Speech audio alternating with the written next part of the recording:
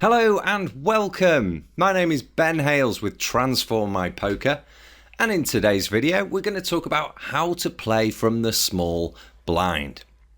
Not everybody's favourite position, and understandably so. You might argue it's the worst position to be sat on the poker table, guaranteed to be out of position post-flop. However, we need to learn how to play from it. So let's have a look. My first question is, what is a realistic long-term goal from the small blind? Are you going to A, try to win a boatload of money?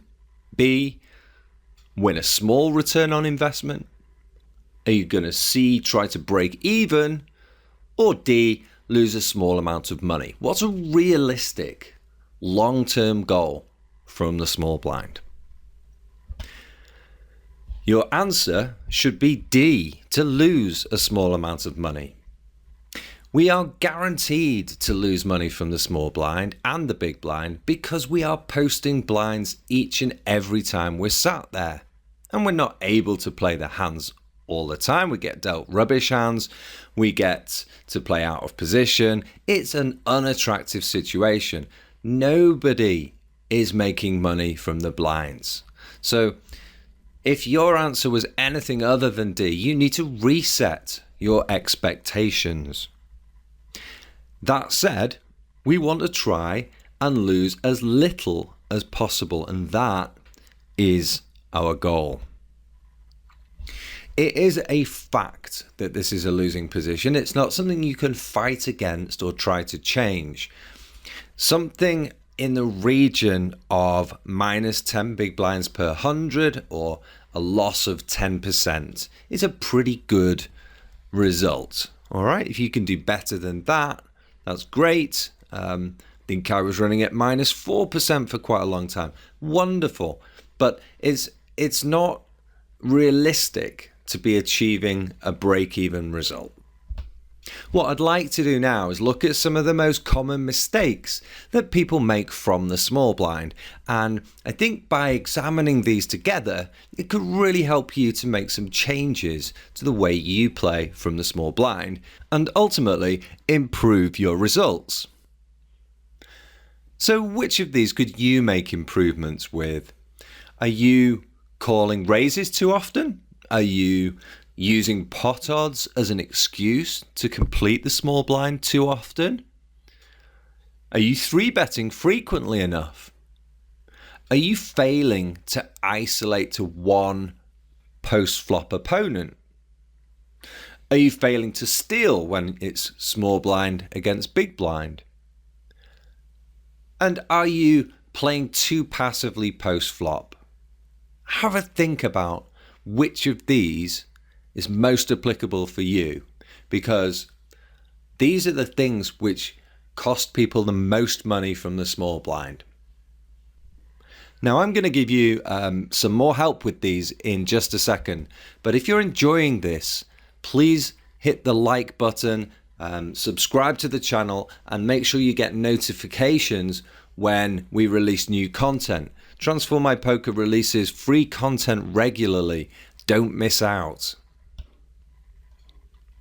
So the first big mistake that we mentioned on that previous slide was calling raises too often. So if you're doing this, you need to stop it. Only call a raise if you have a clear idea of what you are trying to achieve. So one example of a clear idea is you're holding a small pocket pair and you're trying to hit a set. For the bottom 2 points, this is all to do with the order in which you go through your thought processes. I think it was Phil Gordon who he talked about the order being, can I raise, can I fold, can I call? I think it was that. But it's a good order in which to assess your options. Instead of just, oh, I'm going to call, you should think, okay, can I raise, can I fold, and then can I call? And by doing so, you're much less likely to pass up an opportunity to either raise or fold before you choose the call. All right. So have a think about the way in which you're making your decisions. And what we've just been talking about is also very relevant when we're thinking about completing the small blind. How about raising first? Try to isolate your opponents. Be aggressive pre-flop. Don't always just look to complete. I know it's cheap. I know it's tempting. Pot odds are important, but don't be afraid to choose raise or to choose fold. Now, of course, there are times when completing the small blind is exactly the right thing to do. We are going to be paying attention to pot odds. We should also be choosing suited or connected hands. Pocket pairs are good too. Try and avoid hands such as Queen 10 offsuit, hands which are easily dominated. And the final point there, understand that post-flop, you ought to be check folding frequently.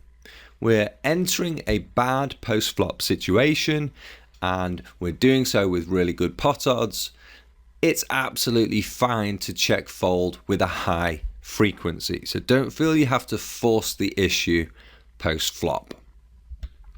Now, most people would benefit by 3-betting slightly more frequently from the small blind. There are opportunities and we ought to be looking for them. So keep asking the question, can I 3-bet? Especially before choosing to call.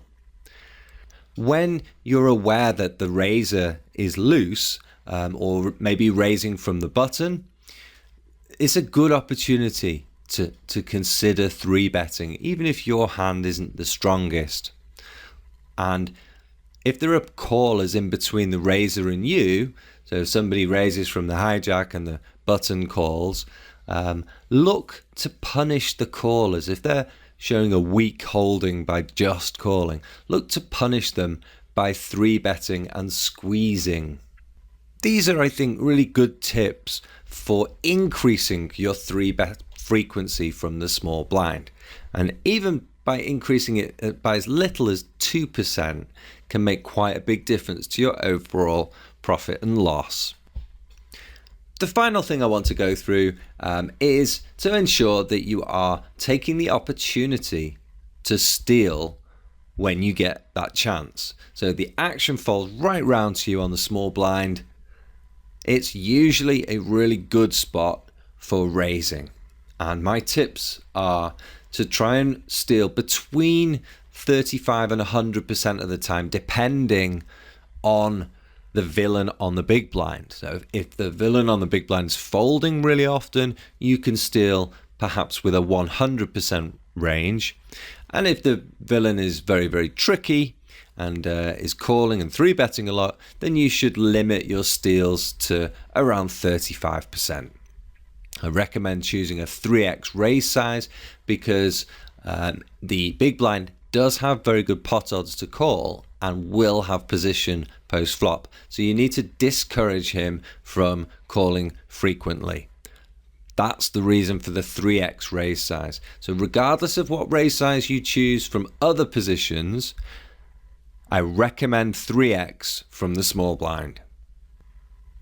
The final point there is something I highly recommend to every type of poker player. Do some heads up practice. It's really, really good for helping you experiment and to challenge yourself with awkward post-flop play. I think when you're playing out of position heads up, you can learn a lot about the different betting lines available to you and experiment with playing with much wider ranges than usual. So that's it for today. I hope that you enjoyed my recommendations for how to play from the small blind. Please click the link below this video and you can sign yourself up for some free tournament training. My name is Ben Hales with Transform My Poker. Thank you very much for listening.